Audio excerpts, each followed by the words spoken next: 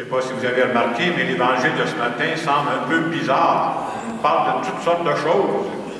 Et on peut se demander quel est le message qu'on veut nous donner à travers cet évangile qui sonne bizarre. Contrairement à ce qu'on pourrait penser, vous savez ce que l'évangile veut nous dire? Arrêtez donc de vous faire peur avec la fin du monde. On dit que nul ne le sait. Et vous remarquerez qu'à peu près tous les 5-10 ans, d'après moi, on est dû, là. Il y a un super prophète qui nous annonce la fin du monde, c'est beau, puis la date précise, là. C'est tout juste qu'ils n'ont pas l'heure puis la minute. Mais le lendemain, on ne les voit plus, ces gens-là. Le but de l'Évangile, c'est pas de nous faire peur avec la fin du monde. C'est pas de ça qu'on veut nous parler. C'est complètement un autre niveau. On veut nous dire qu'à partir du moment où Jésus, qui est le Fils de Dieu, est venu sur terre, c'est comme si c'était la fin d'un certain monde. Et c'était le début d'une nouvelle façon de voir le monde, une nouvelle façon de voir la vie. C'est ça qu'on veut nous dire par cet évangile. Si je vous disais ce matin, on a tous nos situations, seriez-vous capable d'identifier dans votre cœur les 2-3 plus gros problèmes que vous portez présentement? Ça peut être des situations qui vous pèsent. Des situations où vous avez l'impression que vous ne voyez pas la fin. On en a tous. Et si ce n'est pas vous, là, ça peut être de vos proches. Quand c'est à vos proches, c'est peut-être à ma fille que ça arrive présentement. C'est peut-être à mon gars. C'est peut-être un ami. C'est une situation que j'ai l'impression que ça ne se règle pas. Et si moi, à partir de la parole de Dieu, je vais vous dire ce matin, je vous annonce quelque chose. C'est sûr, pas peut-être, là. C'est sûr, ça va se régler. Ah, je ne peux pas vous dire quand, là. Je vous garantis que ça va se régler. Il me semble que si on prenait ça au sérieux, ça serait une très bonne nouvelle. Hein? Je dis, hey, amène-la, ta bonne nouvelle. Comment l'Évangile est en train de nous passer ce message-là ce matin? Quand c'est un évangile difficile, il faut savoir que c'est dans un autre style littéraire.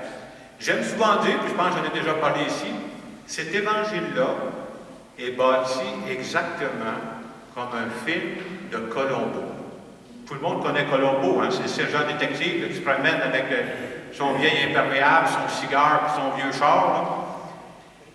Et dans un film de Colombo, ce qu'il y a de spécial, parce que moi j'en ai vu plusieurs, quand j'ai fini mes études, j'avais mes prêts étudiants, plutôt aller voir des spectacles, je regardais ça sur la télé. C'est comme ça que votre curé a payé ses dettes. Alors, dans les films de Colombo, je peux vous dire comment ça commence, moi, là. Un film de Colombo, ça commence toujours mal. Ça va mal. Il y a un crime, il y a un meurtre, il y a un vol. Ça commence toujours comme ça, un film de Colombo. Et les malfaiteurs ont beau être rusés, les malfaiteurs ont beau avoir pensé le plan le plus magistral possible, il n'y a rien à faire, je peux vous le dire, moi, là. Au bout de 2 heures, vous savez ce qui arrive? Colombo gagne. J'en ai vu, Colombo a fait plusieurs séries de films. Hein. Les premiers, la pire chose qui m'est arrivée dans un film de Colombo, au bout de 2 heures, vous savez ce qui marquait? À suivre. À suivre. J'ai écouté l'autre épisode, il gagne encore. Alors ce matin, on va nous dire que, un peu comme un film de Colombo, Colombo a toujours le dernier mot. L'Évangile est bâti comme ça ce matin. Si vous regardez dans l'Évangile, ils vont nous dire, on nous parle d'une détresse terrible. On nous dit que le ciel, le soleil, là, il va s'obscurcir, il ne brillera plus. Là. Les étoiles, pas les étoiles, la lune va arrêter de briller. Faites attention, en sortant, les étoiles vont vous tomber sur la tête. C'est un style littéraire pour nous dire quoi? Ça ne peut pas aller plus mal que ça. Et une fois qu'on a vécu la situation la pire qu'on peut imaginer, qu'est-ce qu'a dit l'Évangile? Alors, le Fils de l'homme viendra sur la nuée avec grande puissance et grande gloire. Comment on peut traduire ça? On peut passer par des périodes de sa vie où on a l'impression que tout va tout croche. Il n'y a rien qui marche. On a l'impression que c'est bouché, qu'on ne sait pas où on s'en va. Et cet évangile-là est en train de nous dire, même dans ces situations-là où c'est le pire, là, découragez-vous pas. vous n'êtes pas tout seul. Dieu est présent, puis même si vous ne voyez pas de solution, il va vous accompagner, puis c'est Dieu qui aura le dernier mot. Ça, c'est l'espérance qu'on veut nous donner ce matin. Vous savez, dans la vie, on peut passer par des épreuves. Et quand on passe par des grandes épreuves, on a toujours l'impression que c'est la fin du monde. Mais ce n'est pas la fin du monde, c'est la fin de notre monde. Puis c'est vrai qu'il y a des situations qu'on traverse qui sont extrêmement pénibles. Quand tu vis une séparation, c'est pas la fin du monde. Les autres couples, ils continuent de fonctionner, eux autres. Le monde continue de marcher. Mais pour toi, c'est la fin de ton monde. C'est-à-dire, c'est la fin d'une étape importante dans ta vie. Continue d'espérer. C'est ça que l'Évangile dit. Il va arriver d'autres choses dans ta vie. Quand tu prends ta retraite, c'est beau la retraite, hein, mais veux pas, quand tu prends ta retraite, ça fait réfléchir. C'est pas la fin du monde, là. C'est la fin de ton monde. Les autres, ils continuent de travailler, les autres continuent d'agir comme avant. C'est la fin d'une étape importante dans ta vie. L'Évangile va dire, continue d'espérer. Il y a d'autres choses qui s'en viennent pour toi. Quand la maladie arrive dans ta vie, on entend tous parler du cancer, c'est bien plate, mais quand dans le bureau du médecin, il dit c'est toi qui l'as le cancer, ou c'est ta fille qui l'a le cancer, aïe, c'est pas la fin du monde. Le reste des gens, ils continuent de fonctionner, eux autres. C'est la fin de ton monde. C'est la fin d'une étape importante pour toi dans ta vie. Et l'Évangile va dire, continue d'espérer. Dieu n'a pas dit le dernier mot, il va t'accompagner. Dans toutes ces situations-là, c'est comme on est en train de nous dire, découragez-vous pas. Avoir la foi, c'est de croire qu'on n'est pas lâché lousse. Dieu nous accompagne dans tout ça, il y a de l'espérance. Moi, je pense que quand j'arriverai au soir de ma vie, la chose dont je serai le plus fier, là, puis ça a l'air que je vais vivre longtemps, moi, je prends des vitamines, je suis supposé de vivre jusqu'à 107 ans, moi.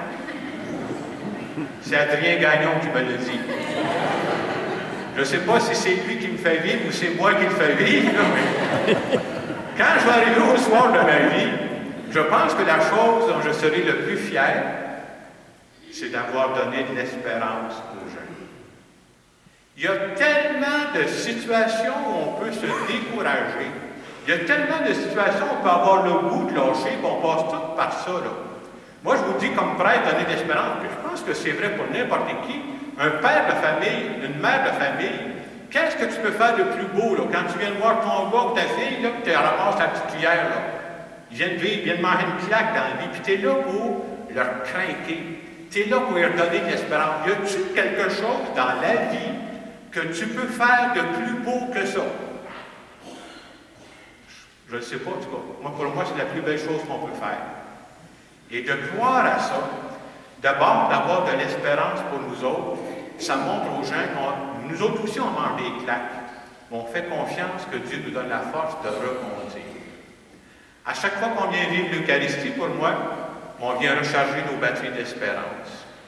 Espérer, c'est quoi ça? Espérer, c'est croire que le bien va l'emporter sur le mal, même si quand on écoute les nouvelles, ça ne paraît pas. Espérer, c'est croire que l'amour va être plus fort que la haine, même si quand on écoute les nouvelles, ça ne paraît pas. Espérer, c'est croire que la guerre n'aura pas le dernier mot, même si quand on écoute les nouvelles, ça ne paraît pas. Alors ce matin, quand on vient de l'Eucharistie, on vient justement renouveler notre espérance. Tantôt, je vous parlais de 2-3 situations dans votre vie qui semblent bloquées, qui marchent moins bien. Ça peut être dans votre vie personnelle, ça peut être dans la vie de vos proches. Je vous invite, dans le moment de silence qui va suivre, de présenter ces aspects-là de votre vie. Dire à Dieu, moi, je ne vois pas clair là-dedans. Moi, je trouve ça difficile.